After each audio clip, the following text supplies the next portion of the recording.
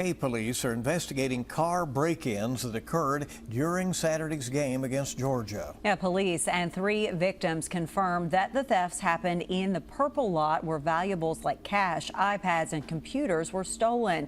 WKYT's Jessica Umbro and photojournalist Darnell Crenshaw have details on what was taken, including from one woman who reported $7,000 in stolen items. It's a story new at 6.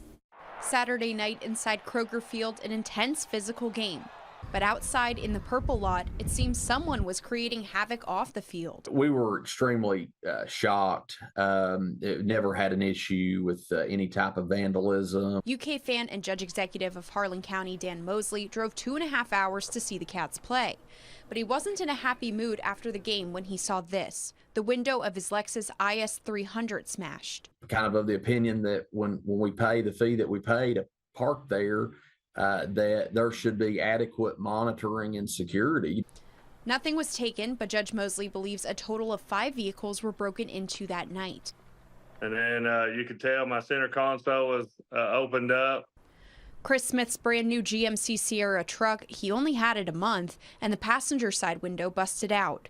His girlfriend's Tory Birch purse stolen. There was a debit card, but we turned it off, and beyond that, nothing crazy. Well, I was quite surprised because it was a secured lot. Ginger Everhart drove in from Pennsylvania for the big game, but a thief left her to deal with shattered glass, stole her 2 iPads, laptop, cash, credit cards, passport, and more. About $7,000 worth of stolen items. She says the crook tried to use her debit card moments later. And then went on to a Kroger where they attempted to use the card again, but fraud detection had stopped it. UK Police Chief Joe Monroe says police on bike and car patrol the purple lot. He says these incidents are something they don't experience frequently. Lock your valuables up, put them in a area, either a trunk or something that people won't see very easily.